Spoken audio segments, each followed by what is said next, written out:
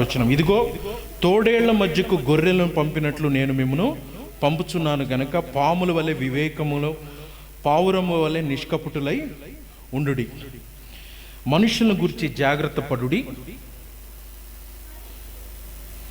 మనుషులను గురించి జాగ్రత్త పడుడి. వారు మిమ్మల్ని మహాసమ్ములకు అప్పగించి తమ సమాజ మందిరంలో మిమ్మల్ని కొరడాలతో కొట్టిస్తారు. వీరికిని అన్ని జనులకు సాక్ష్యార్థమై నా నిమిత్తం మీరు అధిపతుల యొద్దకు రాజుల యొద్దకు తేబడుదురు. వారు మిమ్మల్ని అప్పగింపించినప్పుడు ఎలాగూ మాట్లాడుదుమా, ఏమి చెప్పుదుమా అని చింతింపకుడి. మీరేమి చెప్పవలనో ఆ గడియలోనే మీకు అనుగ్రహింపబడను.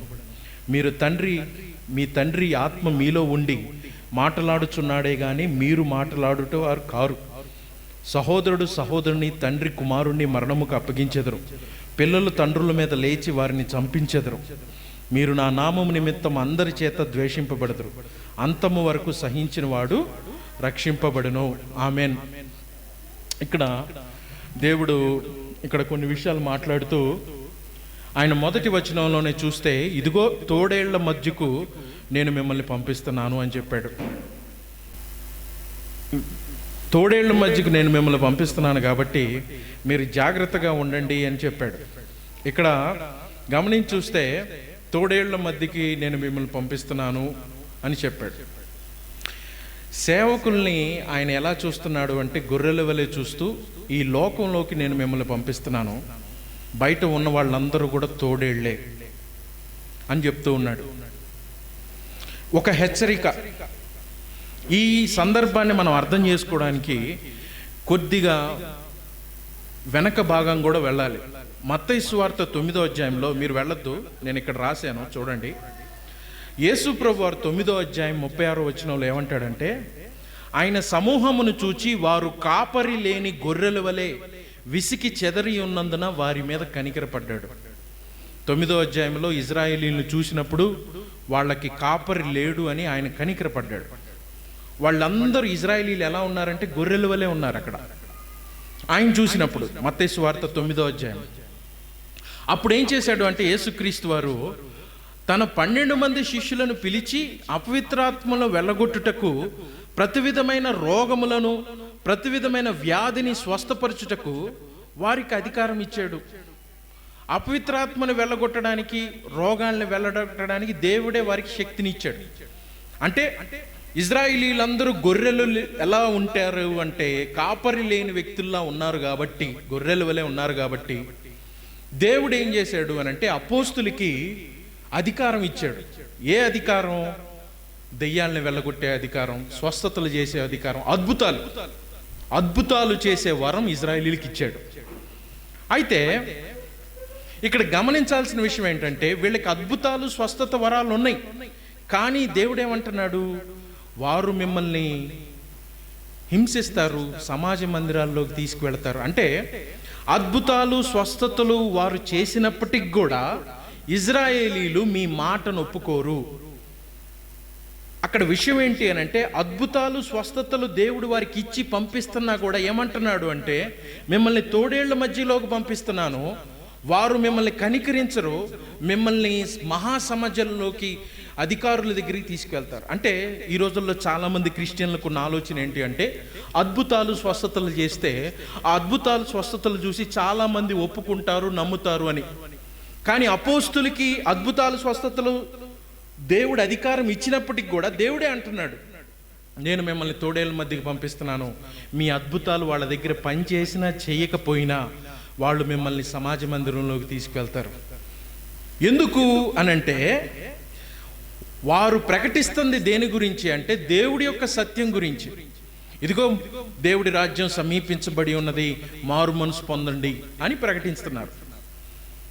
పాపాన్ని విడిచిపెట్టమని ప్రకటిస్తున్నారు, చెడుతనాన్ని విడిచిపెట్టమని ప్రకటిస్తున్నారు, విగ్రహారాధనను విడిచిపెట్టమని ప్రకటిస్తున్నారు, నిర్జీవ క్రియలను విడిచిపెట్టి జీవం కలిగిన దేవుని వైపు తిరగండి, పాపమును విడిచిపెట్టి పరిశుద్ధత వైపు రండి, గుడ్డితనాన్ని విడిచిపెట్టి వెలుగులోకి రండి అని ప్రకటిస్తున్నారు. కాబట్టి అద్భుతాలు, స్వస్థతలు ఉన్నా కానీ, మీరు మనుషుల్ని నయం చేసినా కానీ, మీరు మనుషులకి మేలు చేసినా కానీ వారు మిమ్మల్ని సమాజ మందిరాల్లో అప్పగిస్తారు. ఇట్ ఈస్ బికాజ్ మనిషి మేలు పొందినా కూడా దేవుని అధికారానికి లోబడటానికి ఇష్టపడ్డవు కాబట్టి యేసు ప్రభువారు ముందుగానే చెప్తున్నాడు, వారు మిమ్మల్ని హింస పెడతారు కాబట్టి నేను మిమ్మల్ని తోడేళ్ల మధ్యకి పంపిస్తున్నాను.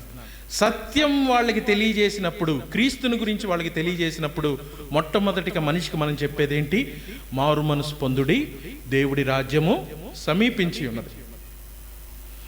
మారు మనసు అనేది మనిషికి ఇష్టం లేదు. నీ పాపపు క్రియలను విడిచిపెట్టు అంటే మనిషి ఎప్పటికీ ఒప్పుకోడు. కాబట్టి నువ్వు అద్భుతాలు చేయి, స్వస్థతలు చేయి, వాళ్ళు మిమ్మల్ని గొర్రెల్లాగే చూస్తారు, వాళ్ళు తోడేళ్ళలాగా మారుతారు. ఇది దేవుడి యొక్క ఉద్దేశం, ఆయన వాక్యంలో చెప్పింది. ఇప్పుడు దేవుని యొక్క దైవిక అద్భుతాలు ఉన్నంత మాత్రాన దేవుని రాజ్యం సులభం అవ్వదు. ఇప్పుడు దేవుడు వారికి అధికారం ఇచ్చి, ఇదిగో నాకు అధికారం ఇచ్చాను. మనం గమనిస్తుంది ఏంటి అని అంటే, దేవుడు అపోస్తులకి అధికారం ఇచ్చి పంపించినప్పటికి కూడా యుగ సంబంధమైన దేవత చేత గుడ్డితనంలో ఉన్న వ్యక్తులు ఎప్పుడు దేవుడి రాజ్యానికి వ్యతిరేకంగా పోరాడుతూనే ఉంటారు. ఎందుకు అనంటే అద్భుతాలు స్వస్థతల గురించి కాదు ఇక్కడ విషయం, మారు మనసు గురించి, పాపాన్ని విడిచిపెట్టి పశ్చాత్తాపం గురించి ఇక్కడ విషయం జరుగుతుంది. అందుకే వారు మిమ్మల్ని సమాజ మందిరాల్లోంచి వెళ్ళగొడతారు, మిమ్మల్ని అధికారుల ముందు నిలబెడతారు. అక్కడ తర్వాత వచ్చిన వాళ్ళు అంటున్నాడు చూడు, వారిని మిమ్మల్ని ఇక్కడ ఏమంటున్నాడు, అన్యజనులకు సాక్షార్థం ఉన్నట్లు వారు మిమ్మల్ని మహాసభకు అప్పగించి తమ సమాజ మందిరంలో నుండి మిమ్మల్ని కొరడాలతో కొట్టిస్తారు. తర్వాత వచనంలో 17వ వచనంలో అప్పుడు దాకా బాగుంది. ఫస్ట్ పాయింట్ ఏంటి? దేవుడు స్వస్థతలు, దేవుడు చేసినటువంటి నయం, దేవుడు చేసినటువంటి సూచక్రియలు బాగున్నాయి. కానీ మారు మనసు విషయం దగ్గరికి వచ్చినప్పుడు, ఇదిగో నీ నిర్జీవ క్రియలు, నీ మత సంబంధమైన దాన్ని విడిచిపెట్టి, నీ గుడ్డితనం, నీ విగ్రహారాధన విడిచిపెట్టి యేసు దగ్గరికి రా అంటే అప్పుడు వాళ్ళు మిమ్మల్ని కొరడాలతో కొడతారు. నువ్వు అద్భుతాలు చేస్తే తీసుకుంటారు, నువ్వు మేళ్లు చేస్తే మిషనరీ స్కూళ్ళల్లో చదువుకుంటారు, ఇంగ్లీష్ మీడియం స్కూళ్ళల్లో చదువుకుంటారు, మిషనరీ ఆసుపత్రుల్లో బాగుపడతారు. కానీ యేసుక్రీస్తు అన్నప్పుడు అది గలీజ్, ఆయన ఒక తక్కువ దేవుడైపోతాడు.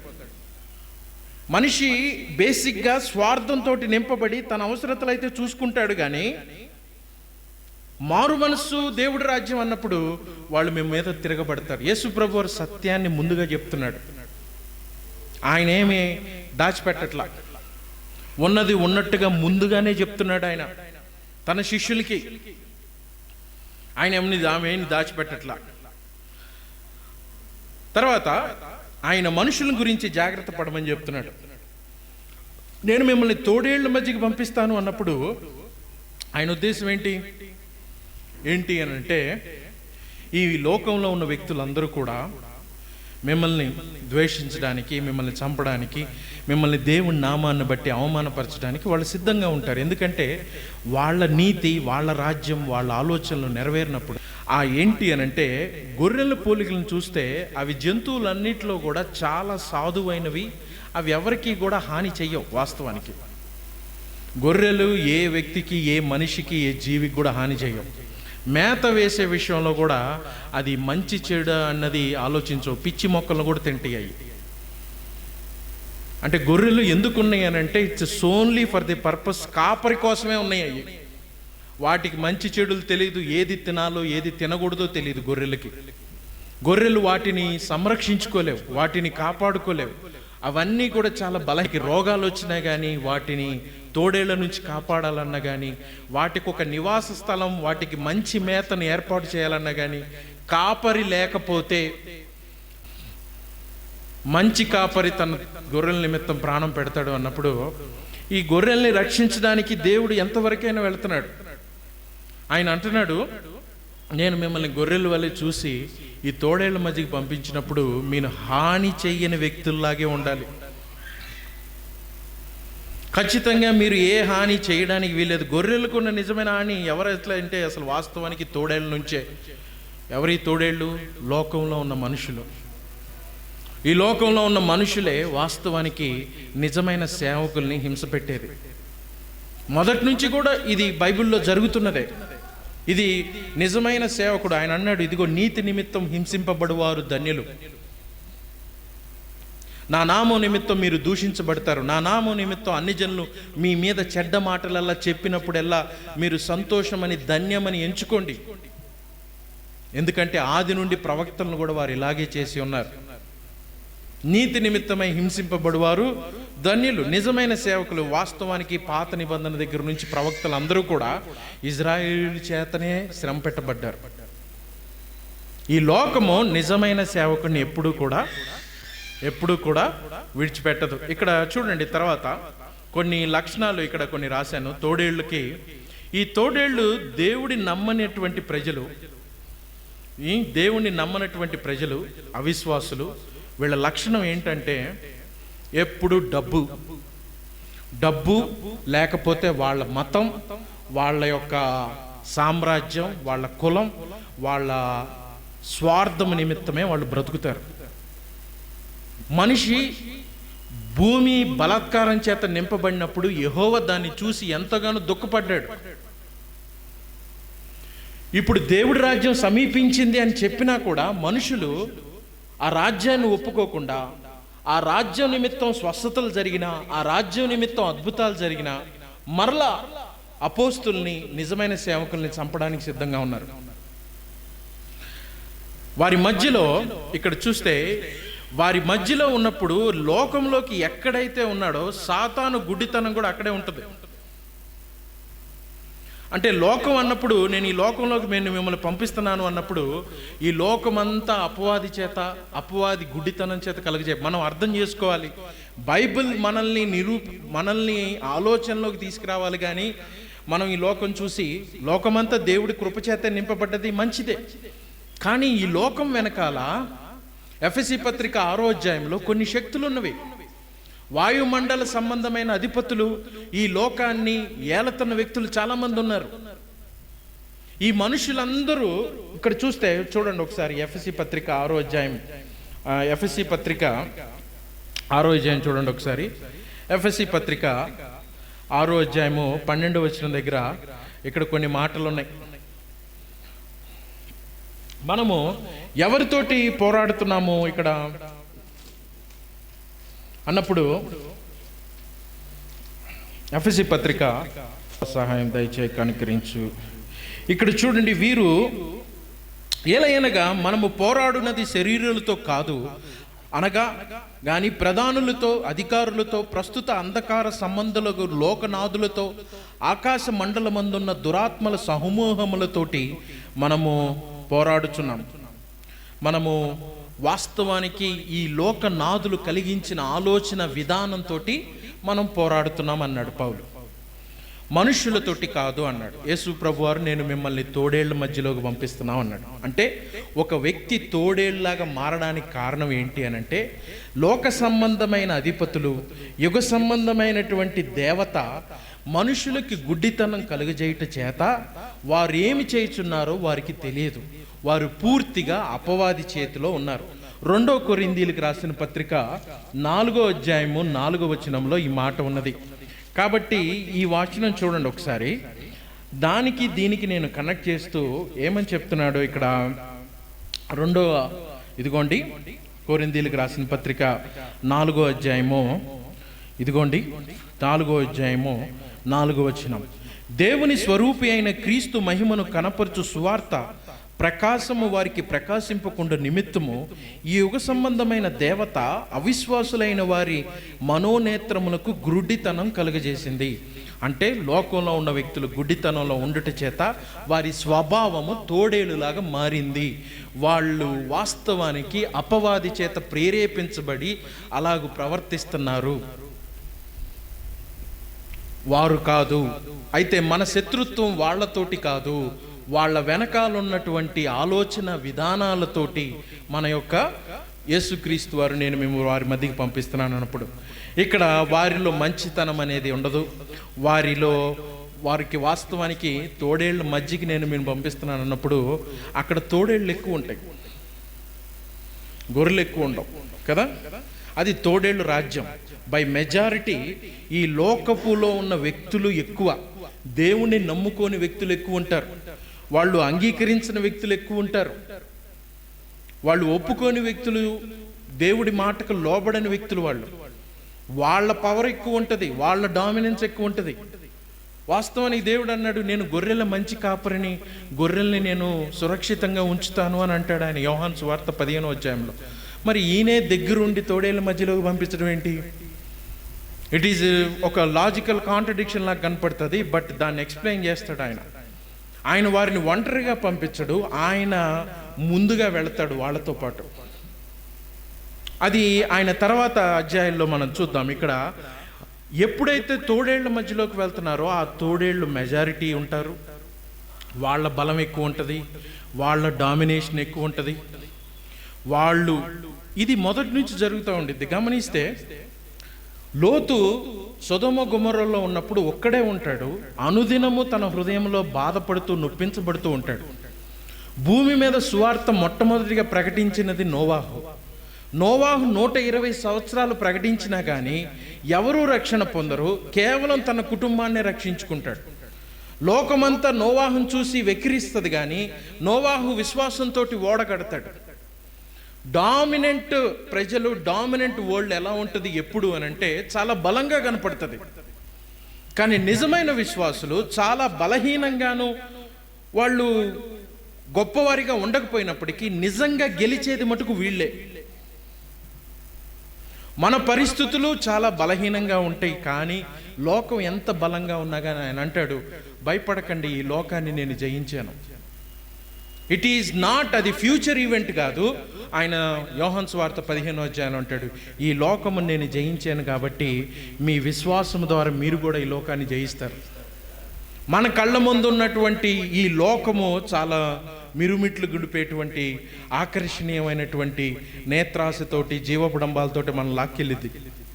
శరీర కోరికలతో ప్రేరేపిస్తూ, డబ్బును చూపిస్తూ, ఇదిగో సంపాదన కొరకు పరిగెట్టు అని మనుషులు నిందిస్తూ, నువ్వెందుకు ఇలా ఉన్నావు, నువ్వు సంపాదించలేదా, నువ్వు బాగుపడలేదా, నువ్వు నశించిపోయావు. ఎవరి స్టాండర్డ్స్ ఇవన్నీ? లోకం స్టాండర్డ్స్. కానీ దేవుని స్టాండర్డ్స్ ఏంటి? నువ్వు నీతి కలిగి ఉన్నావా, నువ్వు దేవుడి యొక్క రాజ్యం గురించి ప్రయాసపడ్డావా, ఆయన నిమిత్తం బ్రతుకుతున్నావా, ఇది దేవుడి స్టాండర్డ్. లోకం స్టాండర్డ్స్ వేరు. మనం డిఫరెన్షియేట్ చేయకపోతే ఇంకోటి, ఈ లోకము మనిషిని చంపిద్ది కూడా. దేవుడు నేను మిమ్మల్ని తోడేళ్ల మధ్యలోకి పంపిస్తున్నాను అన్నప్పుడు వారు బలవంతులే కాదు, అట్ ద సేమ్ టైం వాళ్ళు దేహాన్ని కూడా నాశనం చేయగలరు. మత్తయి సువార్త 28లో అంటారు, ఇదిగో మీ దేహాన్ని నశింపజేయవాడికి భయపడకండి. They even kill. యాక్చువల్గా విశ్వాసుల్ని చంపారు వాళ్ళు. అపోస్తుల కాలంలో అనేకులు చంపబడ్డారు. ఆది అపోస్తుల చరిత్రలో మనం చూసినప్పుడు మొదటి ప్రాథమ సంఘంలో ఎంతో బట్టి హింసించబడ్డారు కదా అని దేవుడు ముందుగా చెప్తున్నాడు. వాళ్ళు దేహాన్ని చంపుతారు, కానీ దేహమును ఆత్మను నశింపజేయగల దేవుడు.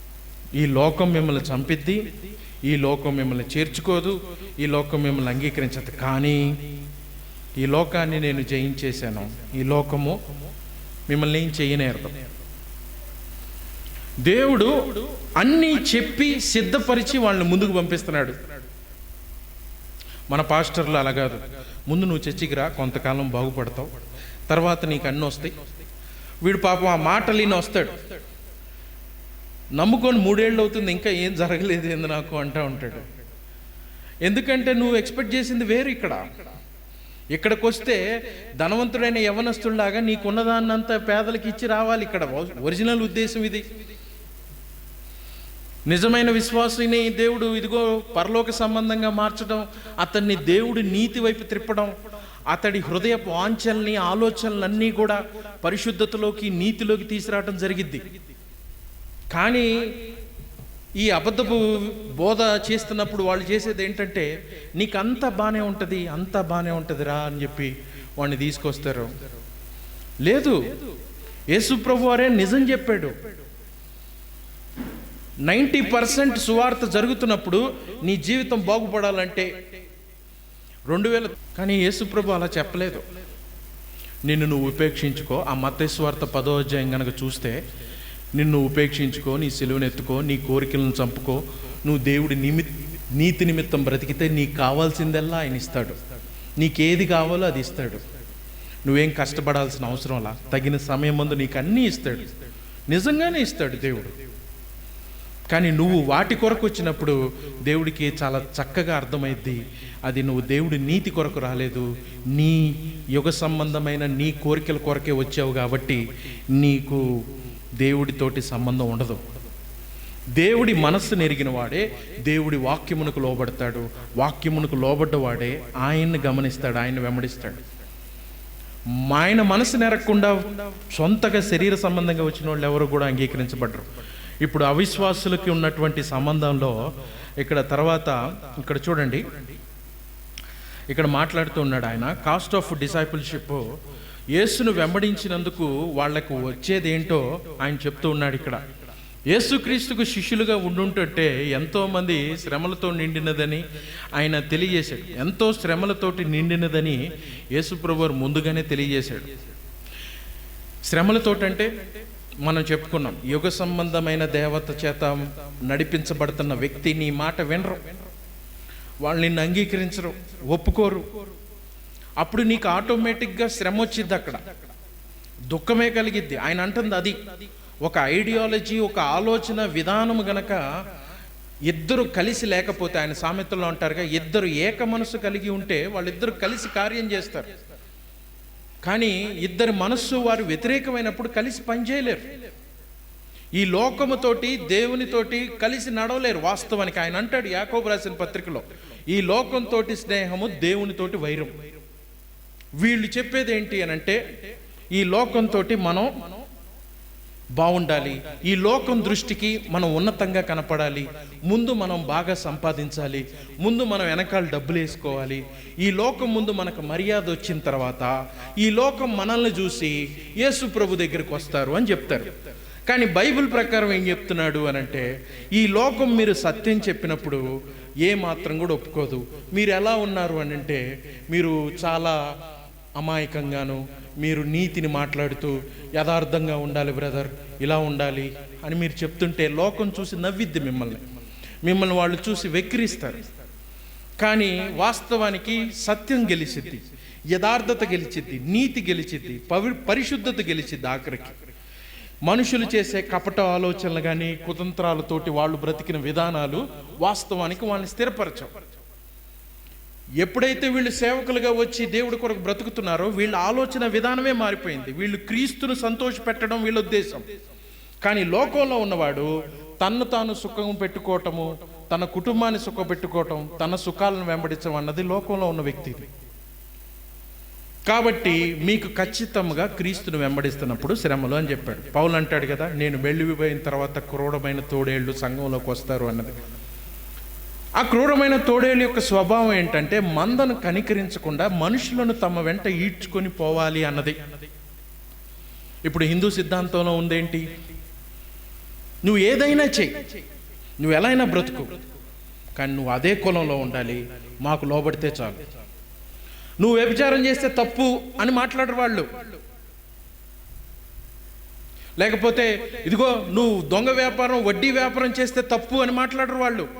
కానీ నువ్వు ఈ కులంలో ఉంటే మటుకు ఆ కులం నిన్ను రక్షిస్తుంది, ఆ ధర్మం నిన్ను రక్షిస్తుంది. ఇది మనుషులు క్రూరమైన తోడేళ్ళు అన్నప్పుడు వాళ్ళు తమ కొరకు మనుషుల్ని ఈడ్చుకొని పెట్టుకుంటారు. వాళ్ళకి నీతితోటి సంబంధం లేదు, మంచితోటి సంబంధం లేదు, యథార్థతతోటి సంబంధం లేదు. మనం మంచి చెప్పినా వాళ్ళు వినేది కాదు. వాళ్ళకి కావాల్సింది వాళ్ళ శరీర సంబంధమైనది నెరవేర్చబడాలి, అంతే. దాని కొరకు వాళ్ళు ఏదైనా చేస్తారు. అందుకే కదా వాళ్ళు ఉంది. ఇదిగోండి యేసు ప్రభు వారు ఆయన యోహాను సువార్తలో అంటాడు, వాస్తవానికి ఇక్కడ రాశాను, మంచి కాపరిని కదా, నిజంగా మంచి కాపరి గొర్రెల కొరకు ఎలాగూ ప్రాణం పెడతాడు. చూడండి యోహాను సువార్త 10వ అధ్యాయంలో, నేను గొర్రెలకు మంచి కాపరిని, మంచి కాపరి గొర్రెల కొరకు తన ప్రాణాన్ని పెడతాడు, జీతగాడు గొర్రెల కాపరి కాడు గనక గొర్రెలు తన కానందున తోడేళ్ళు వచ్చుట చూచి గొర్రెలను విడిచిపెట్టి పారిపోతాడు. తోడేళ్ళు ఆ గొర్రెలను బట్టి చెదరగొట్టును. జీతగాడు జీతగాడే గనుక గొర్రెలను గుర్చి లక్ష్యము చేయక పారిపోవాలి. నేను గొర్రెల యొక్క మంచి కాపరిని. తండ్రి తన్ను ఎలాగూ ఎరుగునో, నేనును తండ్రిని ఎలాగ ఎరుగుదునో అలాగనే నేనును నా గొర్రెలను ఎరుగుదును, నా గొర్రెలు నన్ను ఎరుగును, మరియు గొర్రెల కొరకు నా ప్రాణం పెట్టుదును. ఇప్పుడు ఆయన ఈ మాటని చెప్పడానికి కారణం, బాబు నేను మిమ్మల్ని తోడేళ్ల మధ్యలోకి పంపించా గొర్రెల వలె, వాస్తవానికి నేను కూడా మీకు ముందుగా వెళుతూ నా ప్రాణాన్ని పెడుతున్నా. ఆయన చెప్తూ చెయ్యి, ఆయన కొంతమంది చెప్తారు ఎలా చెయ్యి అలా చెయ్యని, కానీ ఈయన చెప్పడం కాదు, ఈయన ముందుండి నడిచాడు. ఈయన వాస్తవానికి ముందుగా బలైంది అపోస్తుల కంటే ముందు ఈయనే. అపోస్తులందరికంటే ముందు చనిపోయింది ఈయనే. అపోస్తుల కంటే ముందు పునరుద్ధానుడైన వ్యక్తి కూడా ఈయనే. ఎప్పుడైతే ఈ పునరుద్ధానుడైన క్రీస్తుని చూశారో వీళ్ళకి అర్థమైపోయింది, నిజముగా ఈ లోకం కాదు, నిజమైన పునరుద్ధానం ఉన్నదే అని వాళ్ళకి అర్థమైంది. ఆయన పునరుద్ధానంలో మనం చూసినప్పుడు మత్తయి సువార్తలో, యోహాను సువార్తలో ఆయనతో పాటు దేవదూతలు కూడా ఉండి అంటారు, ఇదిగో ఓ ఇజ్రాయిల్లారా ఏం చూస్తున్నారు మీరు ఆరోహణమైనటువంటి ఈ క్రీస్తు మీరు ఎలాగైతే ఆరోహణమైనాడో ఆయన అలాగే తిరిగి వస్తాడు. మీరేం ఆలోచిస్తున్నారు ఇక్కడ కూర్చొని? వాళ్ళకి కన్నులు పూర్తిగా తెరవబడ్డవి. క్రీస్తు పునరుద్ధానుడు అవ్వటం చూశారు, సంపూర్ణంగా ఆయన మరణాన్ని జయించడం చూశారు. వాళ్ళు కూడా అలాగే శ్రమలు పెట్టబడటానికి, చంపడానికి సిద్ధపడ్డారు. అంటే దేవుని గురించి ఎంతగా అయితే ఆలోచన ఉంటుందో మనిషి అంతగా ఈ లోకాన్ని ద్వేషిస్తాడు, ఈ లోకాన్ని విడిచిపెట్టడానికి సిద్ధపడతాడు. వీళ్ళు దేవుడికి దగ్గరగా జరిగితే ఈ లోకం మీద ఉన్నవన్నీ కూడా కొద్ది కొద్దిగా మాసిపోతాయి, అవి కనుమరుగైపోతాయి, అవి ఉండవు. ఇది అనుభవం. శోధన వచ్చిందా, నిజంగా మోకరించి ప్రార్థన చేస్తే కార్యాలు జరుగుతాయి. ఆ శోధన ఎటు పోయిద్దో తెలియదు, పోయిద్ది. మనిషిని అన్ని రకాలుగా దేవుడు ముందుగా ఉండి నడిపించాడు. ఇక్కడ ఆయన హెబ్రీలకు రాసిన పత్రికలో 4వ అధ్యాయంలో మాట్లాడతాడు, ఇదిగోండి ఈ గొప్ప ప్రధాన యాజకుడు మనకున్నాడు కనుక మనం గట్టిగా ఒప్పుకొని దాన్ని గట్టిగా చేపడదాము. మన ప్రధాన యాజకుడు మన బలహీనతల యందు మనతో సహానుభావం లేనివాడు కాడు, కానీ సమస్త విషయంలో మన వల్లే శోధింపబడినను ఆయన పాపం లేనివాడిగా ఉన్నాడు. సమస్త విషయంలో అంటే ముందుగా లోకం చేత ద్వేషించబడ్డది ఎవరు? యేసుక్రీస్తు వారు. ముందుగా సిలువ వేయబడ్డది ఆయన. ముందుగా మనుషుల చేత అవమానపరచబడ్డది ఆయన. ముందుగా ఆయన నిందించబడ్డాడు, ముందుగా ఆయన శోధించబడ్డాడు. కాబట్టి మనం కొత్తగా దేవుడికి చెప్పేదంటూ ఏమి లేదు. మనం వెళ్ళే మార్గము మనకంటే ముందుగా ఆయన వెళ్ళున్నాడు. అండ్ మనకి ఒక గొప్ప నిరీక్షణ ఏంటంటే ఆయన వెళ్ళి జయించాడు, మనం కూడా జయిస్తాం. ఖచ్చితంగా దేవుడు మనల్ని కూడా స్థిరపరుస్తాడు. ఎందుకంటే మనం నమ్ముకున్నటువంటి ఈ ప్రధాన యాజకుడు ఆయన నమ్మదగినవాడు. ఆయన పరిశుద్ధుడిగా ఉండి కొనసాగించాడు ఈ మార్గాన్ని, మనం కూడా కొనసాగిస్తాం. ఇది ఆయన్ని బట్టి ఆయన ముందుగా చూపించాడు. ఆయన్ని లోకం ద్వేషించింది, ఆయన ఒప్పుకోలేదు, ఆయన అంగీకరించలేదు, ఆయన అవమానపరిచారు, ఆయన తిరస్కరించారు. అయినా కానీ ఆయన ఆరోహణయ్యి తన రాజ్యాన్ని స్థిరపరిచాడు. ఈ అండర్స్టాండింగు ఎప్పుడైతే అపోస్తులకు వచ్చిందో వాళ్ళ బోధనా పద్ధతి, వాళ్ళ విధానము అంతా కూడా మారిపోయింది. యోహాను సువార్త 15వ అధ్యాయంలో ఆయన ఇక్కడ అంటున్నాడు, లోకము మిమ్మల్ని ద్వేషించిన యెడల మీకంటే ముందుగా నన్ను ద్వేషించినని మీరు ఎరుగుదురు. యోహాను సువార్త 15వ అధ్యాయంలో ఇక్కడ, మీరు లోక సంబంధులైన లోకము తన వారిని స్నేహించును, అయితే మీరు లోక సంబంధులు కారు, నేను మిమ్మల్ని లోకములో నుండి ఏర్పరచుకుంటుని, అందుచేతనే లోకమును మిమ్మల్ని ద్వేషించుచున్నది. దాసుడు తన యజమాని కంటే గొప్పవాడు కాడని నేను మీతో చెప్పున మాట జ్ఞాపకం చేసుకునుడి. లోకులు నన్ను హింసించిన యెడల మిమ్మును కూడా హింసింతురు, నా మాటలు గైకొన్న యెడల మీ మాటలు కూడా గైకొండ్రు. అయితే వారు నన్ను పంపిన వాడిని ఎరుగరు గనక నా నామము నిమిత్తం వీటన్నిటిని మీకు చేయుదురు. దేవుడు ఆయన్ని ముందుగా వెళ్ళాడు, ఆయన ముందుగా అనుభవించాడు. ఆయన్ని బట్టి మనం నిందించబడుతున్నాం. ఇది మంద కాదు. వాస్తవానికి మనం నిందల పాలయ్యామనుకో చాలాసార్లు మనం అనుకుంటాం మనకు జరిగిందని. మనం మర్చిపోకుండా ఉండాల్సిన విషయం ఏంటంటే మనం క్రీస్తులో ఉన్నాం కాబట్టి మనకి ఈ శ్రమలు వచ్చినాయి. దేవుని నమ్ముకున్నాం కాబట్టి మనం నిందించబడుతున్నాం. మనం ఉత్తిగా మన నీతిని బట్టి వచ్చి మనం నిందించబడతలా. మనం దేవుని నమ్ముకున్నాం కాబట్టి మనుషులు అది చూసి నచ్చక సత్య మార్గం ఒప్పుకోకుండా మనల్ని ద్వేషిస్తున్నారు కాబట్టి, దేవుణ్ణి బట్టి మనం నిందించబడుతున్నాం కాబట్టి మనం ధన్యులం, మనం దేవుడి దృష్టిలో యోగ్యులం. బికాజ్ దేవుణ్ణి బట్టి. ఎందుకు? ఈయన ఎక్కడ మాట్లాడతాడు? 1 పేతురు 4వ అధ్యాయంలో ఈ మాటను మీరు మాట్లాడతారు. చూడండి, 1 పేతురు 4వ అధ్యాయంలో 1 పేతురు 4వ అధ్యాయము 12వ వచనం దగ్గర ఇక్కడ ఒక మాట మాట్లాడతాడు. చూడండి, 16వ వచనం. మిమ్మల్ని శోధించుటకు మీకు కలుగుచున్న అగ్ని వంటి మహాశ్రమను గురించి మీకేదో ఒక వింత సంభవించినట్లు ఆశ్చర్యపడకుడి. క్రీస్తు మహిళపరచబడినప్పుడు మీ మహాదానంతో మీరు మహానందముతో సంతోషించు నిమిత్తము క్రీస్తు శ్రమల్లో మీరు పాలువైనంతగా సంతోషించుడి. క్రీస్తు నామం నిమిత్తం మీరు నింద పాలైన ఎడల మహిమా స్వరూపి అయిన ఆత్మ అనగా దేవుని ఆత్మ నీ మీద నిలుచుచున్నాడు గనక మీరు ధన్యులు. దేవుడి ఆత్మ ఎప్పుడు ఉంటుంది? మీరు నింద పాలైనప్పుడు ఆయన ఆత్మ మీ మీద ఉంటుంది. పెంతెకోస్తు సంఘాల ప్రకారం దేవుని ఆత్మ ఎప్పుడు ఉంటుంది? పెద్దగా సౌండ్ పెట్టి భాషలతో మాట్లాడి చప్పట్లు కొడితే అప్పుడు ఆత్మ వారి మీద ఉన్నదని వారు నమ్ముతారు. కానీ లేఖనాలు ఏం చెప్తున్నాయి? ఎవరైతే క్రీస్తు నిమిత్తం నీతిగా బ్రతికి హింసించబడతారో వారి మీద దేవుడి ఆత్మ ఉంటుంది. అప్పుడు నిజంగా దేవుడి ఆత్మ ఉంటుంది. గమనించండి, నిజమైన విశ్వాసులు, నిజమైన సేవకులను ఎలా తెలుసుకుంటామంటే, ఈ అబద్ధ బోధకులు ఎప్పుడు కూడా నిందపడడానికి, ఇబ్బంది పడటానికి ఇష్టపడరు. అందుకని వాళ్ళు సువార్తను చెప్పరు. సువార్తను చెప్తే ఇబ్బంది పడతారు. అందుకని ఏం చెప్తారు? ఎప్పుడు కూడా దేవుడు నీకు సౌఖ్యాన్ని ఇస్తాడు, నీకు మంచిని ఇస్తాడు, మేలు చేస్తాడు, ఇవే చెప్తాడు. ఇవి చెప్తే ఏమైద్ది? మనుషులు ఎవరేమనరు. ఒక మొన్న హిందూ అంటున్నాడు, ఇదిగోండి క్రిటిసైజ్ చేసే పాస్టర్లు మీరు ఫాలో అవ్వద్దు. 2-3 పాస్టర్లు ఉన్నారు, ఎప్పుడు వాళ్ళు మంచి మాటలు చెప్తారు, మంచి పాజిటివ్ మాటలు చెప్తారు, వాళ్ళని నేను కూడా ఫాలో అవుతా అంటున్నాడు.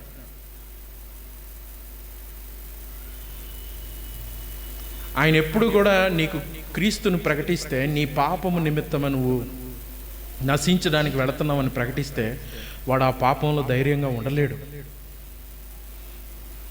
నువ్వు అలా కాదు, నీకు మేలు చేయి, పాజిటివ్ ఆలోచనలో ఉండు అని అంటే, పాజిటివ్ దేంట్లో ఉండాలి? పాపమును గురించి హెచ్చరిక లేకపోతే మనిషి ఎప్పుడు కూడా తను వెళుతున్న మార్గం తన దృష్టికి సరైనదిగా ఉంటుంది. ఒకని దృష్టికి అది సరైనదిగా కనపడుద్ది, కానీ తుదకు అది మరణానికి తీసుకువెళ్ళింది. నువ్వు హెచ్చరించకపోతే వాడు తన దృష్టికి తాను జ్ఞాని అనుకుంటాడు, నీతిమంతుడు అనుకుంటాడు, యోగ్యుడు అనుకుంటాడు.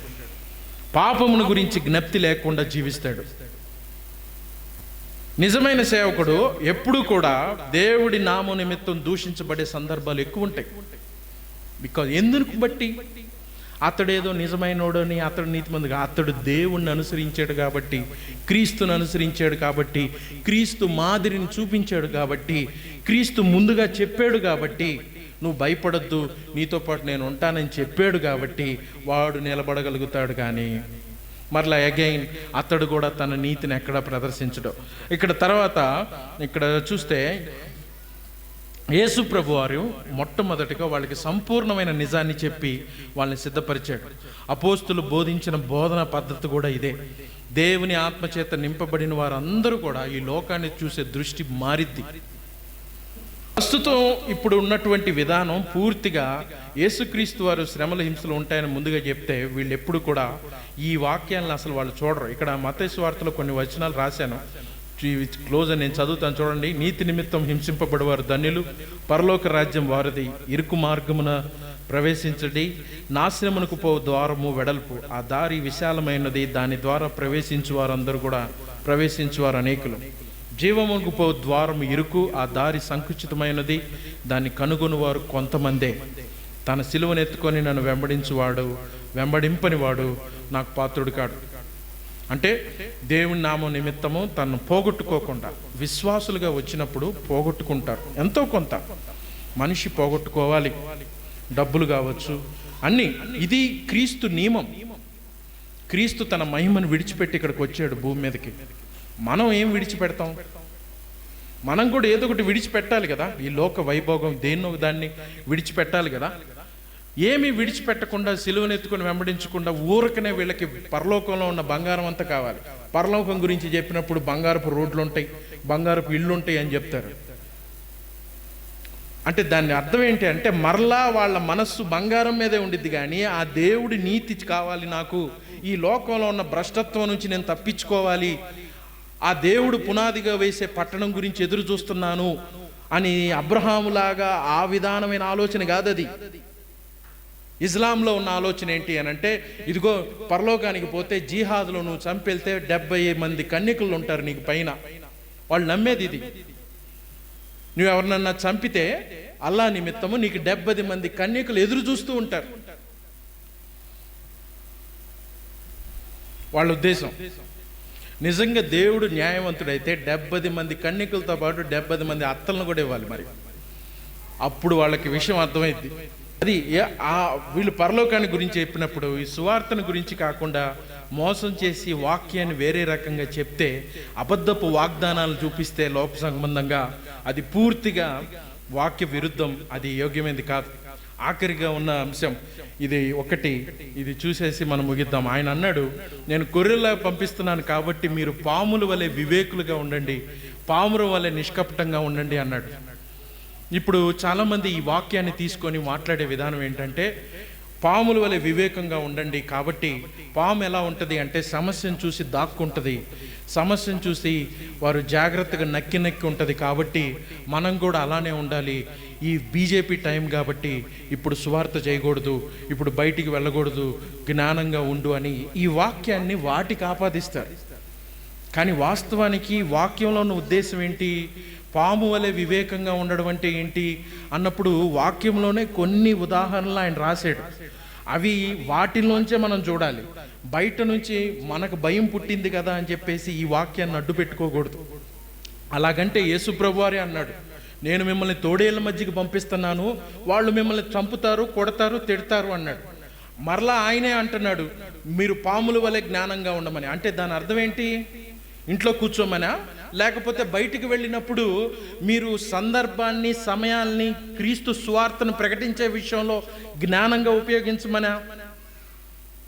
దేవుడే అన్నాడు, మీరు బయటికి వెళితే మిమ్మల్ని తోడేళ్ల మధ్యకి పంపిస్తున్నాను అన్నప్పుడు, వాళ్ళు మిమ్మల్ని సమాజ మందిరాల్లోకి వీడుస్తారు అన్నప్పుడు, పాము వల్లే జ్ఞానంగా ఉంటాను, ఇంట్లో దాక్కుంటానని ఎలా చెప్తావు?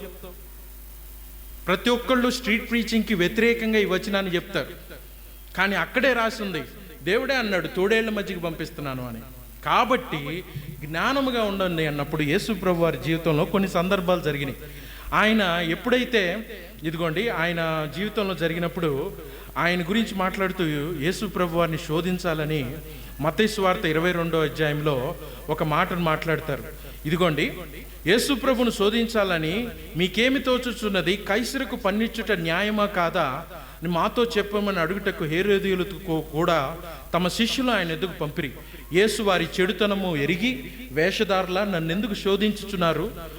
పన్ను రూకం ఒకటి నాకు చూపుడని వారితో చెప్పగా, వారు ఆయన ఎద్దుకు ఒక దేనారము తెచ్చి, అప్పుడు ఆయనను ఈ రూపమును పైవ్రాతమును ఎవరిను అని అడగగా, అందుకు ఆయన, అలాగైతే కైసరుకి దేవుడికి చెల్లించుడని వారితో చెప్పాడు. అంటే దేవుణ్ణి శోధించడానికి వచ్చినప్పుడు ఆయన జ్ఞానంగా సమాధానం చెప్పాడు.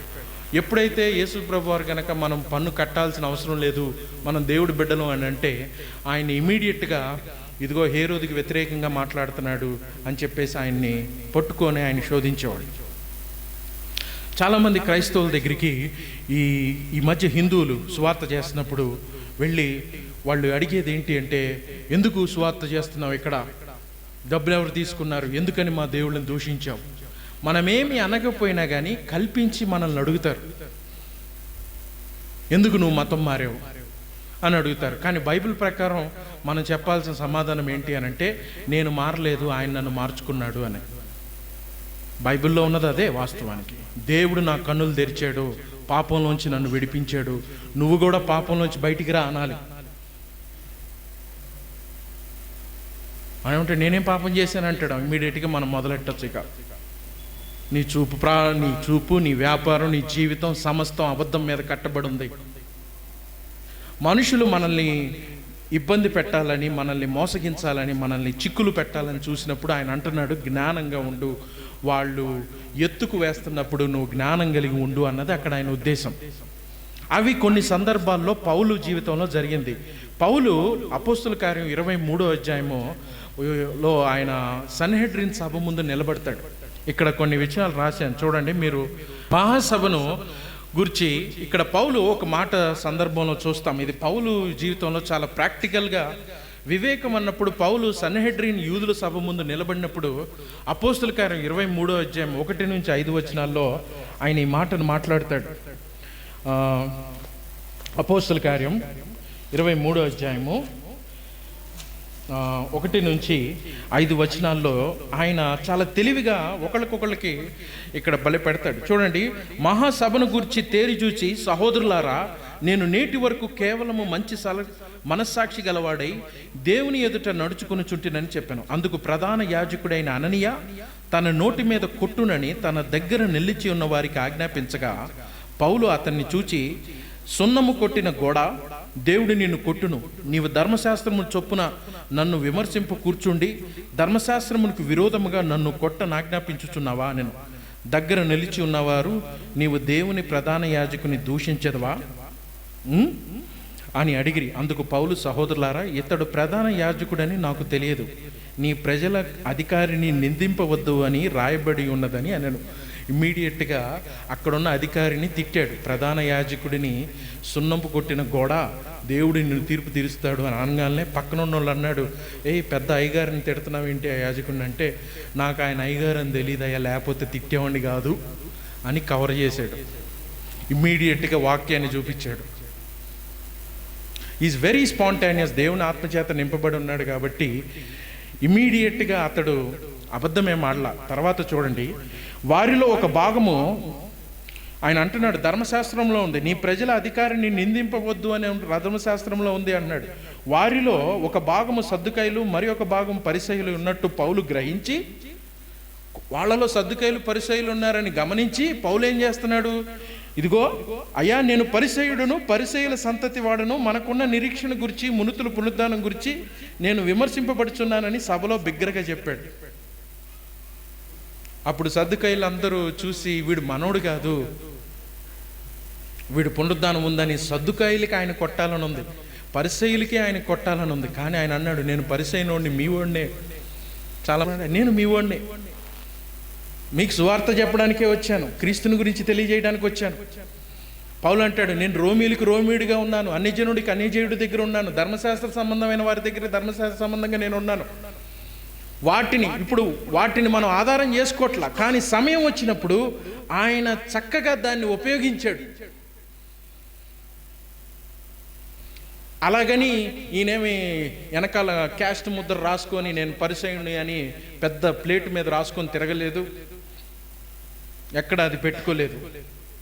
ఆ సందర్భం నిమిత్తం దూషించబడుతున్నప్పుడు జ్ఞానం కలిగి మాట్లాడాడు. అంటే బైబిల్లో సందర్భాల్లో కొన్ని విషయాల్లో జ్ఞానం కలిగి ప్రవర్తిస్తున్నప్పుడు సమయాన్ని, పరిస్థితుల్ని అర్థం చేసుకొని దానికి తగిన విధంగా అబద్ధం లేకుండా, కల్పితం లేకుండా, మోసం లేకుండా ఉన్నది ఉన్నట్టుగా సమయోచితంగా మాట్లాడటం దేవుడిచ్చే జ్ఞానం. దాని గురించి ఆయన మాట్లాడుతున్నాడు. మీరు ఇలా ఉండండి, వాళ్ళు ఏ కుయుక్తితో అయితే మిమ్మల్ని పట్టుకున్నారో అదే కుయుక్తితోటి నువ్వు వారిని వ్యతిరేకించకపోయినా కానీ వారి మోసం నుంచి తప్పించుకునే అవకాశం ఉండిద్ది. అలా మాట్లాడుతూనే ఆయన కింద అన్నాడు, పామురంలో మీరు నిష్కపటులుగా ఉండండి. అంటే ఇది ఏ విషయంలో అన్నప్పుడు, ఇదిగోండి, using hour rights, using time, using situation for the gospel. మీరు మూర్ఖమైన వక్రజనం మధ్య నిరపరాధులను, నిష్కలంకులు, అనందులైన దేవుని కుమారుడగునట్లు అట్టి జనము మధ్య మీరు జీవవాక్యమును చేత పట్టుకొని లోకమందు జ్యోతుల వల్లే కనబడుచున్నారు. అందువల్ల నేను వ్యర్థముగా పరిగెత్తలేదనియో, నేను పడిన కష్టము నిష్ప్రయోజనం కాలేదనియో, క్రీస్తును దినమున నాకు అతిశయం కారణము కలుగును. మీరు పరిశుద్ధులుగాను అన్ని జనుల మధ్యలో, వీళ్ళు పాపం చేయర్రా, వీళ్ళకి మోసం తెలియదు, వీళ్ళు చట్టానికి లోబడతారు, అధిపతుల్ని గౌరవిస్తారు, రాజ్యాల్ని గౌరవిస్తారు, అన్ని విషయాల్లో నీతిగా నడుస్తారు, మీరు అనిందులుగా ఉండాలి, మీరు పామురం వల్లే నిష్కపటులుగా ఉండాలి. ఇప్పుడు క్రైస్తవులను చూసి వీళ్ళు చట్టాన్ని ప్రేమించరు, దేశాన్ని ప్రేమించరు, వీళ్ళు మంచే చేస్తారు, పౌలు దాన్ని స్పష్టంగా రోమాపత్రిక ఈ వాక్యపు వివరణ ఇస్తాడు. రోమాపత్రిక 16:19 పాము వలె జ్ఞానంగా ఉండటం అంటే ఇదిగో చూడండి అంటున్నాడు, మీ విధేయత అందరికీ ప్రచురమైనది గనక మిమ్మల్ని గూర్చి సంతోషించుచున్నారు. మీరు మేలు చేయు విషయంలో జ్ఞానము, కీడు విషయంలో నిష్కపటులై ఉండవాలని కోరుచున్నాను. ఏమంటాడు? మేలు చేసే విషయంలో జ్ఞానం అంటే సువార్త ప్రకటించాలన్నా, ఒకళ్ళకి ఏ విధంగా నువ్వు సహాయపడాలి. ఈ సమాజంలో చాలా విషయాలు, చాలా రుగ్మతులు ఉన్నాయి. వీటన్నిటిలో మీరు జ్ఞానంగా ఉండి మేలు చేసే విషయంలో యేసుప్రభు అంటున్నాడు, చాలామంది ఏ విధంగా నేను సహాయపడగలను, ఏ విధంగా నేను ఈ పాపం నుంచి మనుషుల్ని బయటికి రాగలను, ఏ విధంగా నేను ఒక వ్యక్తిని క్రీస్తులో నడిపించగలను, ఆ విషయంలో జ్ఞానాన్ని ప్రదర్శించమంటున్నాడు. కానీ మనోళ్ళు జ్ఞానం ప్రదర్శించే దేంట్లో అంటే ఎక్కువ శాతం జరిగిపోయిన వాటిని గుర్తుంచుకోవడంలో, మాటి మాటికి తీసుకొచ్చి మిత్రభేదాన్ని కలుగజేస్తాడు అని అంటాడు సామెతల్లో. జరిగిపోయిన విషయాలు ఎక్కడెక్కడో ఉన్నాయన్నీ తీసుకొచ్చి, ఎప్పుడెప్పుడో ఉన్నాయి తీసుకొచ్చి, నువ్వు అప్పుడు అనలేదా అని అంటారు జ్ఞానవంతులు వీళ్ళు. కానీ వాస్తవానికి నిజంగా జ్ఞాన విషయం ఏంటి అని అంటే మేలు చేసే విషయంలో జ్ఞానంగా ఉండమంటాడు. పౌలు చెప్తున్న మాట రోమాపత్రిక 16:19 కీడు విషయమై నిష్కపటంగా ఉండండి, ఒకడికి హాని చేసే విషయంలో మటుకు పావును వలె ఉండండి, వాడి పాపానికి వాడిని వదిలేయండి, మీ చేతికి మీరు మట్టి అంటించుకోవద్దు, దేవుడికి వాడిని వదిలేయండి. ఇది వాస్తవానికి వాక్యానికి ఉన్న వివరణ. ప్రభుత్వాలకి లోబడటము, అలాగే నీతి నిమిత్తమై పరిశుద్ధత నిమిత్తమై జీవించడము. పామురం ఎప్పుడూ కూడా ప్రతిదాని పాత నిబంధనలో పరిశుద్ధతకు గుర్తు, దేవుడి యొక్క సమాధానానికి గుర్తు. దేవుడి బిడ్డలు ఎప్పుడు కూడా సమాధానం అనే జోడుతోటి సిద్ధముగా ఉండమంటాడు. ఇది సమాధానం అనే జోడు. ఆ సమాధానం అనే జోడుతోటి సిద్ధముగా ఉంటూ కీడు విషయమై నువ్వు జ్ఞానంగా ఉండాలి అని. ఏ విషయంలో? నువ్వు ఎదుటివాడికి హాని చేయకుండా మేలు చేస్తూ దేవుడి రాజ్యం నిమిత్తమై నువ్వు ఏ విధంగా ముందుకు తీసుకెళ్ళాలి అని జ్ఞానంగా ఉండడం. అది వాస్తవానికి దేవుడి విషయమై జ్ఞానం. క్రీస్తును అన్ని విషయాల్లో తీసుకురావడం, అన్ని విషయాల్లో కుదిరిన కొద్దీ సువార్తను ప్రకటించడం. ఆయన అంటాడు, అన్ని జనులతో జాగ్రత్తగా ఉండండి, వాళ్ళతోటి మీ భాష ఉప్పు వేసినట్టు సమయోచితంగా రుచిగలదిగా మీ కృపాసహితంగా మీ భాష ఉండాలి. చాలామంది క్రిస్టియన్స్ ఫ్రస్ట్రేషన్ తట్టుకోలేక ఈ రోజున టీవీల్లోకి వచ్చి హిందువులను కూడా మేము కొడతాం, హిందువులను కూడా చేస్తాం, ఇది చేస్తాం అని చెప్పేసి వాళ్ళ ఉన్న నేచర్ని బయట పెడుతున్నారు, స్వభావాన్ని. కానీ వాస్తవానికి కీడు విషయమై జ్ఞానంగా ఉండమండి అంటే ఏంటి? అది కీడు విషయమై మీరు దేవుడికి లోబడి ఉండండి, నిష్కపటులుగా ఉండండి అంటే ఏంటి? దేవుడికి అప్పగించాలి కదా. క్రైస్తవులు వాళ్ళు ఏది చేసినా దేవుడికి అప్పగిస్తున్నాను నేను అని అంటే అది దేవుడికి మహిమ, దేవుడికి ఘనత వెళ్ళిద్ది. కానీ యుద్ధం మనదన్నప్పుడు దేవుడికి మహిమ వెళ్ళదు. యుద్ధం చేయవాడు దేవుడు కదా. వాక్యం మీద ఏ అవగాహన లేని వ్యక్తులు ఇలాగ చేస్తున్నారు. సో ఆయన అపోస్తుల మంది 12 మందిని పంపిస్తూ ఆయన వారితోటి మాట్లాడిన మాటలు ఇదిగో, మీరు జ్ఞానంగా పాముల వలె వివేకంగా ఉంటూ అట్ ద సేమ్ టైం నీతి విషయమై పరిశుద్ధత నిమిత్తమై మీరు నిష్కపటులుగా ఉండాలి. చాలామంది పరిచర్య చాలా పవర్ఫుల్గా కనపడిద్ది, కానీ లోపల నిష్కపటం అనేది ఉండదు. దాన్ని ఒక విధంగా చెప్పాలి అంటే పరిశుద్ధత నీతి అనే అవి లోపల కనబడం. బయటికి ఏదో చాలా గొప్ప పరిచర్య జరుగుతుంది అన్నది చూపిస్తారు, కానీ లోపల అడుగు పెడితే అంత రాజకీయాలు ఇవి ఉంటాయి. అక్కడ నిష్కపటమైనది యథార్థమైన భక్తి అన్నది ఉండదు. మనం అలా ఉండొద్దు, మీరు అలా ఉండొద్దు, దేవునికి అప్పగించి. ఎందుకని తర్వాత వచనాల్లో అంటాడు, ఆయన ఏ సమయంలో ఎలా మాట్లాడాలో మీకు జ్ఞానం ఇస్తాడు. దేవుడి మీద ఆధారపడతాం, సమయాల్ని పరిస్థితుల్ని అర్థం చేసుకొని దేవుడి మీద లోబడి ప్రార్థించడం దేవుడు మనకి ఇచ్చిన పని. దేవుడి మాటలు దీవించిన ప్రార్థన చేసుకుందాం. పరిశుద్ధ